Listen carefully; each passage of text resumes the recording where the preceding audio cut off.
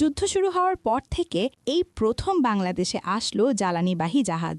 মধ্যপ্রাচ্যে যুদ্ধ শুরুর পর পারস্য উপসাগর থেকে হরমুজ প্রণালী পেরিয়ে এখন পর্যন্ত কোনো জাহাজ বাংলাদেশে আসেনি। তেল গ্যাসবাহী দুটি ট্যাঙ্কার এখনও পারস্য উপসাগরে আটকে রয়েছে।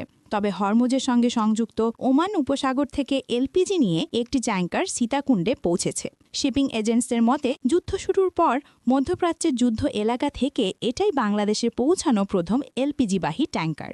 শিপিং এজেন্ট সূত্রে জানা গেছে MTBWE-কে বোন হোম নামের ট্যাঙ্কারটি ওমান থেকে ৩,৮০০ টন তরলীকৃত পেট্রোলিয়াম গ্যাস বা এলপিজি নিয়ে এসেছে।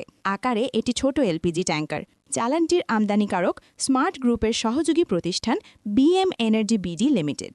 স্মার্ট গ্রুপের নির্বাহী পরিচালক ক্যাপ্টেন মইনুল আহসান প্রথম আলোকে বলেন, এলপিজির বড় অংশই মধ্যপ্রাচ্য থেকে আমদানি করা হয়। যুদ্ধ শুরুর পর সরবরাহ স্বাভাবিক রাখতে আমরা সরবরাহকারী প্রতিষ্ঠানের সঙ্গে নিয়মিত যোগাযোগ রাখছি। আমাদের অব্যাহত অনুরোধে যুদ্ধ এলাকা থেকে এলপিজি সংগ্রহ করে পাঠিয়েছে একটি সরবরাহকারী প্রতিষ্ঠান। ট্যাঙ্কারটি স্থানীয় প্রতিনিধি সিসাইড ট্রেডার্সের কর্ণধার হুমায়ুন কবির বলেন, মার্চের দ্বিতীয় সপ্তাহে ট্যাঙ্কারটি ওমানের দুকুম বন্দর থেকে যাত্রা করে। প্রথমে শ্রীলঙ্কায় যায়, সেখানে আংশিক খালাসের পর সীতাকুণ্ডে এসে বাকি এলপিজি খালাস করে। গত শুক্রবার এলপিজি খালাস শেষে ট্যাঙ্কারটি ফিরেও গেছে। গত ২৮ ফেব্রুয়ারি ইরানে যুক্তরাষ্ট্র ও ইসরায়েলের হামলার পর পাল্টা জবাব দেয় ইরান। এতে মধ্যপ্রাচ্যে যুদ্ধ ছড়িয়ে পড়ে। পরবর্তী সময়ে হরমুজ প্রণালী বন্ধ ঘোষণা করে ইরানি বাহিনী। এই প্রণালীর সঙ্গে সংযুক্ত পারস্য উপসাগরেও নিরাপত্তা ঝুঁকি বেড়ে যায়। ৩ মার্চ ওমানের দুকুম বন্দরের কাছে একটি তেলবাহী ট্যাঙ্কারের ড্রোন হামলার ঘটনাও ঘটে।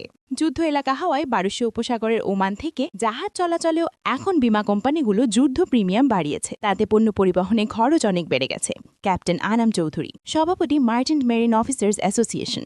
জানতে চাইলে মার্চেন্ট মেরিন অফিসার্স অ্যাসোসিয়েশনের সভাপতি ক্যাপ্টেন আনাম চৌধুরী প্রথম আলোকে বলেন, পারস্য উপসাগর থেকে শুরু করে হরমুজ প্রণালী হয়ে ওমান উপসাগর, বাব আল মানদেব ও লোহিত সাগরকে যুদ্ধ এলাকা হিসেবে ঘোষণা করেছে IBF, অর্থাৎ ইন্টারন্যাশনাল বার্গেনিং ফোরাম। ইরানের অনুমতি ছাড়া পারস্য উপসাগর থেকে হরমুজ হয়ে কোনো জাহাজ আসার সুযোগ নেই। তবে যুদ্ধ এলাকা হওয়ায় পারস্য উপসাগরের ওমান থেকে জাহাজ চলাচলেও এখন বিমা কোম্পানিগুলোর যুদ্ধ প্রিমিয়াম বাড়িয়েছে। তাতে পণ্য পরিবহনে খরচ অনেক বেড়ে গেছে। আরও খবরাখবর জানতে আমাদের চ্যানেলটি সাবস্ক্রাইব করে রাখুন। ধন্যবাদ।